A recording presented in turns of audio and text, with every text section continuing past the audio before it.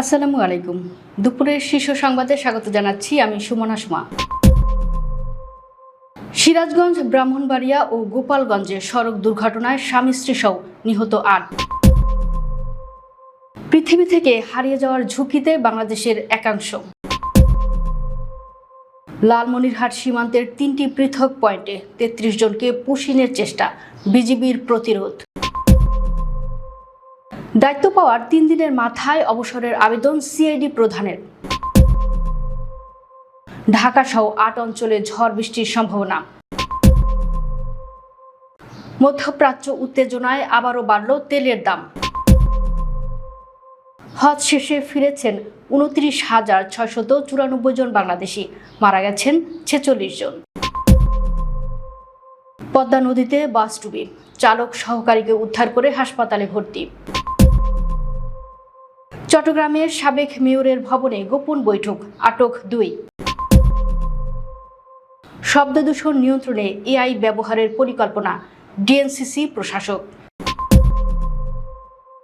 মুখ খোলো মমতা, জানতে চায় জনতা স্লোগানে ইনকিলাব মঞ্চের মশাল মিছিল। বাংলাদেশ নেপালে বিক্ষোভের মতো ভারতে বাড়ছে ককরোচ পার্টি, শনিবার সমর্থন যাচাই। ওমানের প্রধান তেল টার্মিনালে বিস্ফোরণ, কার্যক্রম বন্ধ। শুনছিলেন শিরোনাম, এবার বিস্তারিত।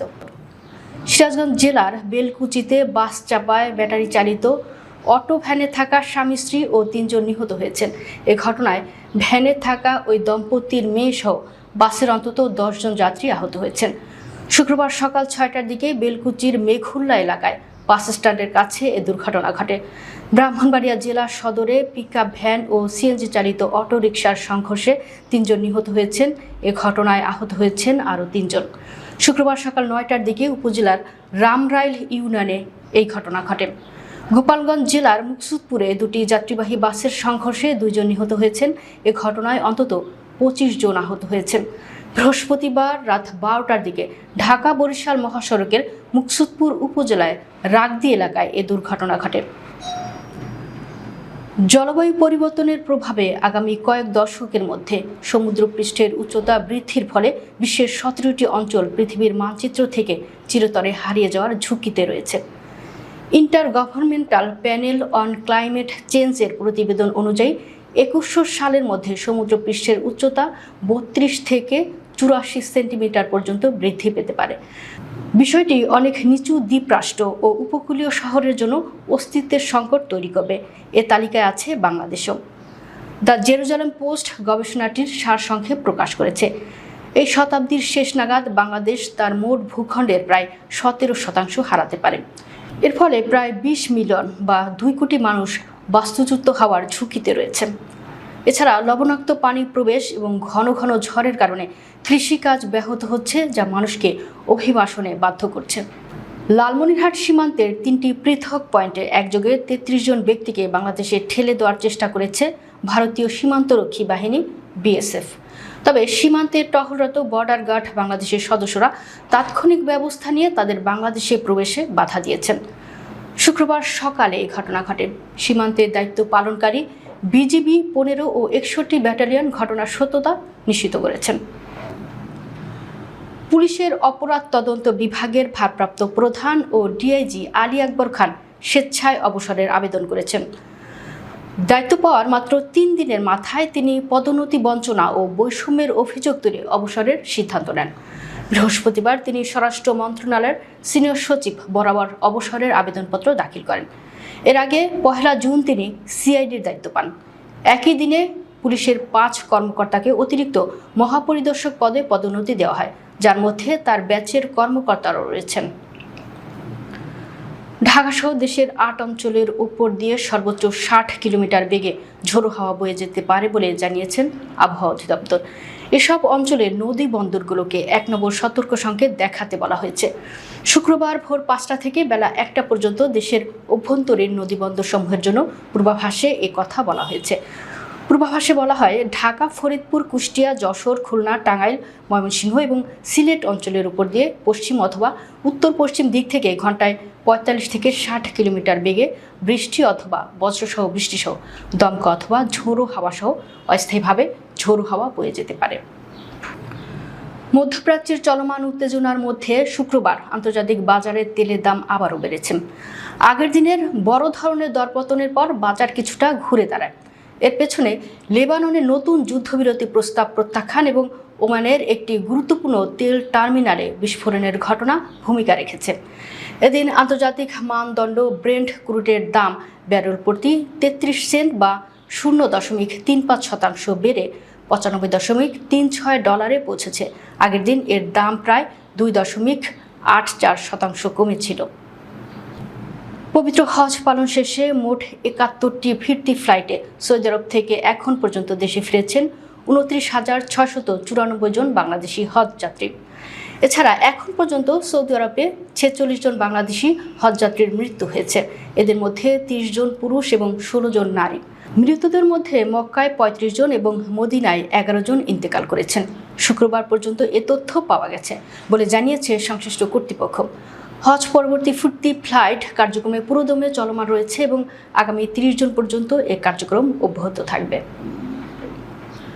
রাজবাড়ীর দৌলতদিয়া ফেরিঘাটে পল্টনের ঢালা ভেঙে এসবি পরিবহনের একটি যাত্রীবাহী বাস পদ্মা নদীতে পড়ে ডুবে গেছে।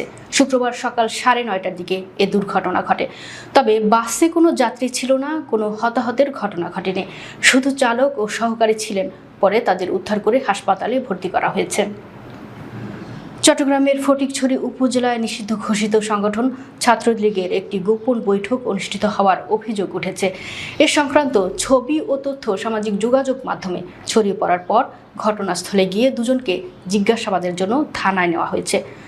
বৃহস্পতিবার উপজেলার রোসাংগিরি ইউনিয়নের মাঝভান্ডার নাজিরহাট সড়কের পাশে অবস্থিত একটি ভবনে ওই সভা অনুষ্ঠিত হয় বলে স্থানীয় সূত্রে জানা গেছে। সামাজিক যোগাযোগ মাধ্যমে ছড়িয়ে পড়া ছবি ও ভিডিওতে সেখানে কয়েকজনের উপস্থিতিতে বৈঠক অনুষ্ঠিত হওয়ার বিষয়টি দেখা যায়।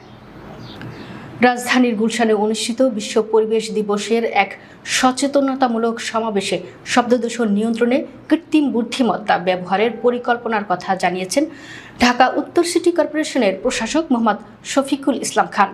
শুক্রবার সকালে তিনি এ তথ্য জানান। তিনি বলেন, পরিবেশ বিষয়ে সঠিক মানসিকতা গড়ে উঠলে যে কোনো উদ্যোগ বাস্তবায়ন করা সম্ভব।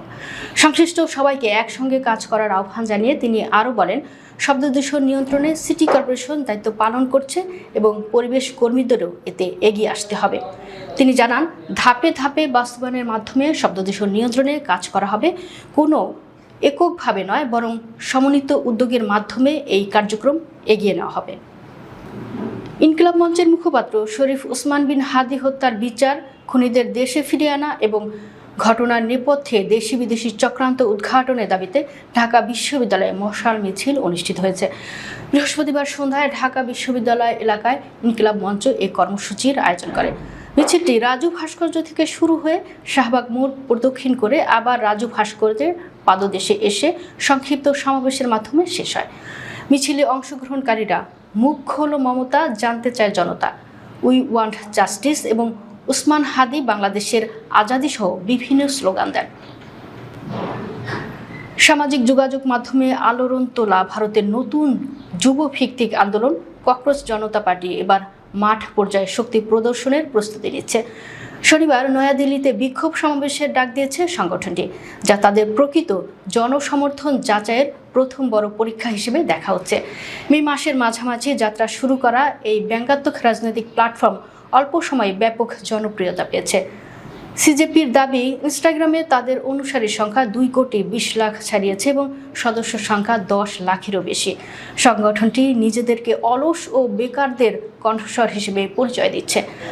ভারতের রাজনৈতিক যোগাযোগ কৌশলবিদ ও বোস্টন ইউনিভার্সিটির শিক্ষার্থী অভিজিৎ দীপ গত 16 মে এই উদ্যোগ চালু করেন। ভারতের প্রধান বিচারপতি সূর্যকান্ত আদালতের এক শুনানিতে কিছু বেকার যুবককে পরজীবী ও তেলাপোকা বলে মন্তব্য করার পর সেই বক্তব্যের প্রতিক্রিয়ায় আন্দোলনটির জন্ম হয়।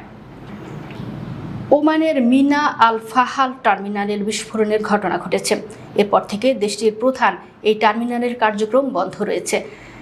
একটি সূত্রের বরাত দিয়ে শুক্রবার রয়টার্স জানায়, মিনা আল ফাহাল টার্মিনালের সিঙ্গেল বুইমুরিং বার্থের কাছে বিস্ফোরণ ঘটে। এরপর তেল লোডিং বন্ধ করে দেওয়া হয়। দর্শক, ভিডিওটি শেষ পর্যন্ত দেখার জন্য আপনাকে অসংখ্য ধন্যবাদ। নিত্য নতুন ভিডিও পেতে আমাদের ইউটিউব চ্যানেলটি সাবস্ক্রাইব করুন এবং নিয়মিত নোটিফিকেশন পেতে বেল বাটনটি ক্লিক করুন। আমাদের ফেসবুক পেজটি ফলো করুন। এছাড়াও আমাদের ভিডিও লাইক, কমেন্ট ও শেয়ার করুন। আল্লাহ হাফেজ।